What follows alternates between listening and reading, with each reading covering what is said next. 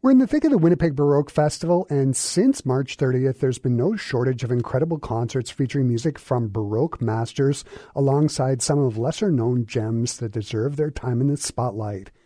Coming up this Sunday, April 13th at 3 p.m. at the stunning St. Boniface Cathedral is a monumental event that not only ties beautifully into the festival, but also resonates deeply with the reflective spirit of Lent and with Palm Sunday in particular. The Winnipeg Singers and the Winnipeg Philharmonic Choir are joining forces to present a powerful program headlined by Haydn's The Seven Last Words of Christ on the Cross, a profoundly moving and meditative work.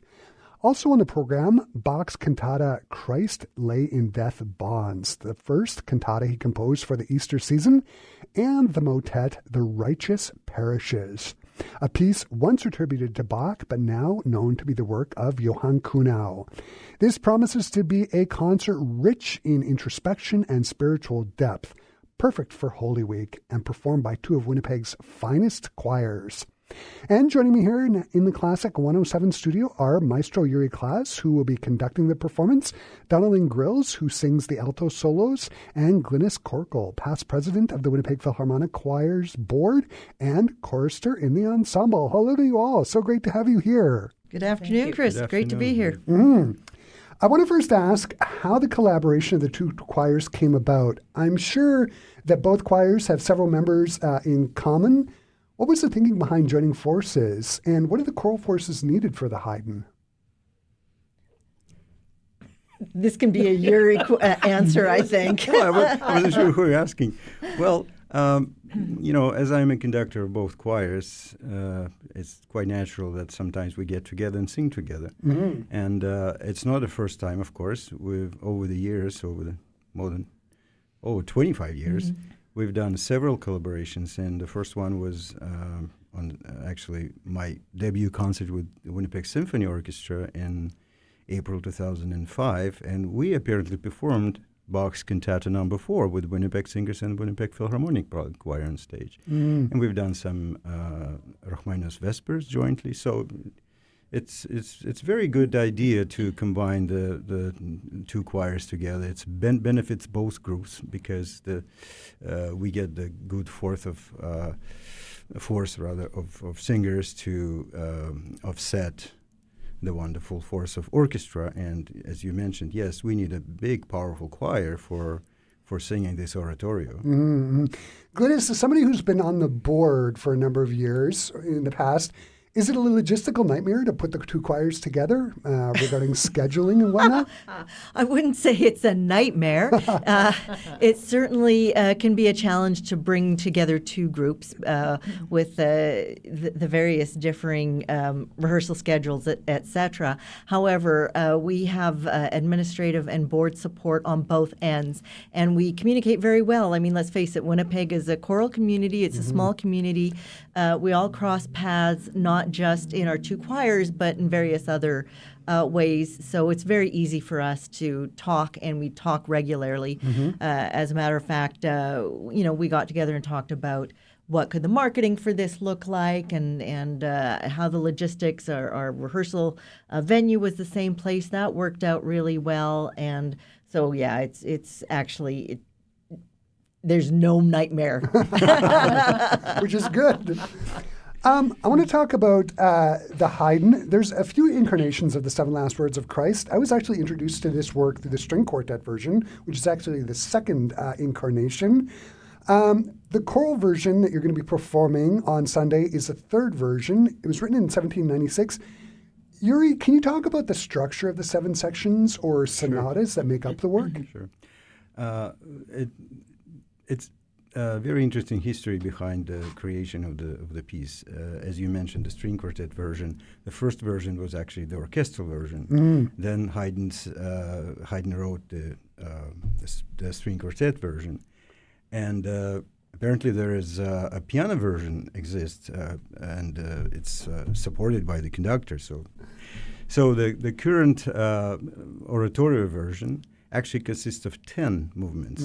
So there's a first introduction, the symphony play, and then the second introduction in the middle, and Haydn ends up the whole oratorio with earthquake, il terremoto. And the actual 7 words are structured in between of those in interludes, if I may. Yeah. So for each one of the sections, it's one of the 7 last words that Jesus spoke on the cross. Yes. Right. And also the interesting idea of Haydn is to involve the a cappella introductions, if I may. And they're actual words of the Christ pronounced on the cross. And interesting that there is 2 different approaches how to deal with this introductions. Some conductors use the full choir for those. So they're really very little, like 30 seconds, 20 seconds. I prefer, and some conductors use the solo quartet. And I actually prefer the solo quartet version because when you listen to this, it's like very archaic, old sound, because there's like no motion in those lines. Basically, the soloists are repeating the same chord almost all the time, and that little movement on the cadences. That's it, motionless. It really a picture of a dying body. Paints a picture. Speaking of painting pictures, I've seen a performance of the choral version. Donna Lynn, you're going to be the alto soloist for the Haydn. Can you talk about the roles that the soloists do in the oratorio? I wouldn't. It's not like some of the solo performances that I have done where you have a specific character role. I would say that we serve. It's really a solo vocal quartet. There's not arias, there's not solo arias, there's not solo recit, anything like that. We sing together for the most part. Each soloist, each voice sometimes gets a chance to sing a little snippet. Right. I would say probably the soprano. She has a little bit longer line. I don't think Haydn liked altos. I'm just going to say that. Anyway, but I think we serve more as narrators. Yeah. So as Yuri mentioned, we actually do sing the a cappella 7 sentences, which is quite moving actually, and then there is an elaboration in each chorus. So I think we provide a more intimate portrayal of the words, but are also in conversation with the chorus. It's not very often that we actually sing with the chorus. We sort of change off and on. So we sing several times throughout each chorus for the most part, but not usually with each other. Right. So it's a very powerful work. One of the things that strikes me about the 7 last words is it actually reminds me a lot of the the chaos portion from Haydn's creation, with he's really stretching harmonically and the key areas. What is that like to sing, and what is that like to conduct? Yuri, what is it like to conduct? Well, as you mentioned, it's a very powerful piece, and as Donna Lynn mentioned, the chorus and singers, I mean the solo quartet, are always interacting through the whole piece, and the actual music is filled with very deep human emotions. So it's quite a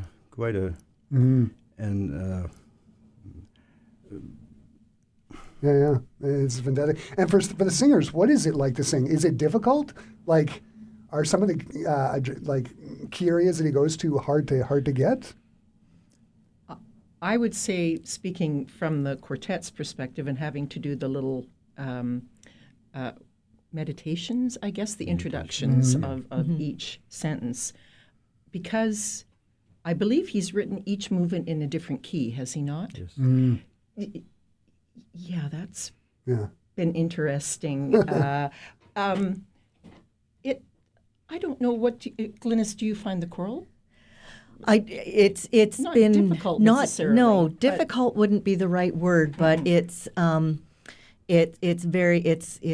and I don't even want to say lush, but the conversation that happens between the choristers and the quartet, as you said earlier, is really interesting. It's not one overpowering another. It's the conversation weaving back and forth, and just the emotion of the words paired with the music and what it is that you're singing that allows us to evoke these feelings of, as you know, Yuri refers to, a man dying on the cross, Jesus and his last words as we move into this very holy time. The work requires an orchestra. Where are the musicians coming from? We have a great partnership with the Winnipeg Symphony Orchestra, the Winnipeg Philharmonic, for 13 years now. We started in 2012 when our 90th anniversary was with the Winnipeg Philharmonic. And we continue doing that, and hopefully we will continue in the future, for the future. We're doing one concert with them once a year, and apparently it came like this is the time for our concert with the symphony, and we decided, because of the calendar, we decided that for the Palm Sunday this work will be quite appropriate, and here we are. Glynis, I saw a video, and you were saying of you on YouTube, and you've been with the choir for many years. Is this your first time doing the Seven Last Words? And if not, what are you looking forward to about performing it?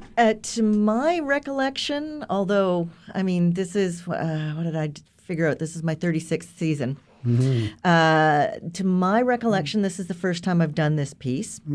So I'm just enjoying learning it and singing it and enjoying it for the very first time.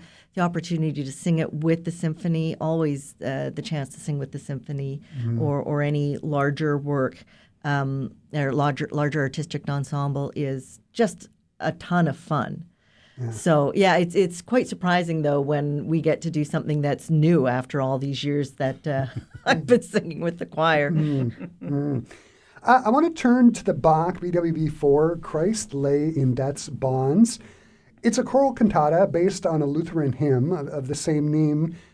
Yuri, does the choir sing throughout, or are there arias in it? What is it? What's the structure of it Well, like? yes, there are arias in it, but again, as I said, there are ways of performing it. In 2005, I'm still referring to that first time I had the privilege to conduct this wonderful music. We've had a choir singing the choruses, and we've had a quartet of soloists singing the duets and the arias. And this time, we've decided that we would go just with the chorus, doing everything, and it'll be done by just the Winnipeg Singers and musicians of the WSO. So it's a smaller ensemble. Right. And smaller ensembles now, I barely can find a recording of using the soloists. If it's a choir of 20, they just do it by bass line doing bass part doing the bass part, a soprano and alto doing soprano and alto duet. That's how it's built. Donalyn and Glynis, what's it like to sing? Is it dramatic? Like, I was reading it was written for Palm Sunday or something. Is it dramatic to sing? We're talking the Bach? Yeah. The Bach. Yes, it is, because I actually am singing with Winnipeg Singers in the Bach that we're doing, and Glynis is doing the other piece. Doing the other Bach. Yeah. So the one that we're doing that Yuri is referring to, there's the tenors get a chance to do their own aria, as he said. The sopranos and altos, we have a duet. Again, very just given the time of year, of Lent. It's in of itself is a very emotional time, and certainly the lyrics, even though we're singing in German, they still evoke a deep emotion, and we as choristers are supposed to know what we're singing about when we're singing in a different language. It's the piece that the Winnipeg Singers doing is beautiful. It's quite a lovely. Cantata. The choir is also performing the motet "The Righteous Perishes." It was attributed to Bach, and now it's thought to be music by Kuhnau. It's described as being incredibly serene. Yuri, how did you find out about this work? Well, actually, we performed it again, Donlin, maybe you remember, about 15 years ago, the Winnipeg Singers Did we? performed it. Oh, we did. Donald doesn't remember, obviously. I do. Interesting enough, but I do. It's absolutely beautiful, serene, as you said, short motet, about 7 minutes long. But the mystery behind it, it's way more than 7 minutes to describe, if I may. Yeah. Because, you mentioned the name of Johann Kuhnau. And yes, but Johann Kuhnau wrote the motet which called Tristis est anima mea, which is sorrowful is my soul. And it's a Latin motet written for 5 voices. It's a cappella. So what we're going to perform is an adaptation of Bach, by Bach, of this motet. And Bach basically completely rewrote it. Well, not exactly rewrote, but he used the motet of Kuhnau, and he changed the Bach. He changed the words. The words are now coming from Lutheran Bible and German, and of course the choral line is supposed to be changed a little bit according to the text. Now Bach also added the instrumental accompaniment, and it was a cappella motet by Kuhnau, and now we have a string section of the symphony and a continuo and 2 lovely oboes. So at the end of the day, we can actually see another interesting thing about this motet of Kuhnau. Some researchers are saying that it's not really Kuhnau who wrote it. So it's a mystery. It's a mystery of a piece. It's been so great to have you all here. What are you all looking forward to about performing most on Sunday? Glynis, I'm going to start with you. The Haydn, I'll be quite honest with you, the earthquake at the end is probably my favorite movement of all of them, and because then you finish with this strong emotive piece, and then you can just calmly and very reflectively walk into Holy Week. So that's the one I'm looking forward to. And Donalyn, how about you? As Glynis said before, it's always wonderful, and we don't get enough opportunity, I feel, these days to sing a full oratorio and to sing with a full orchestra, and to sing with a larger choir. So when we join forces with the Phil, it's always fun to be able to do something that we may not normally be able to do as a smaller 24-voice choir. So, and the work is beautiful, and as Glynis said, it ends with a bang with the earthquake. But it's really I'm looking forward to all of it, really. And Yuri, how about you? Oh, this is my joy all the time to conduct the large choir and the symphony orchestra. It's just a dream of my life, and I have a chance to fulfill it for so many years. I cannot be happier. Conducting one of the most beautiful Haydn's oratorio is another big part of it.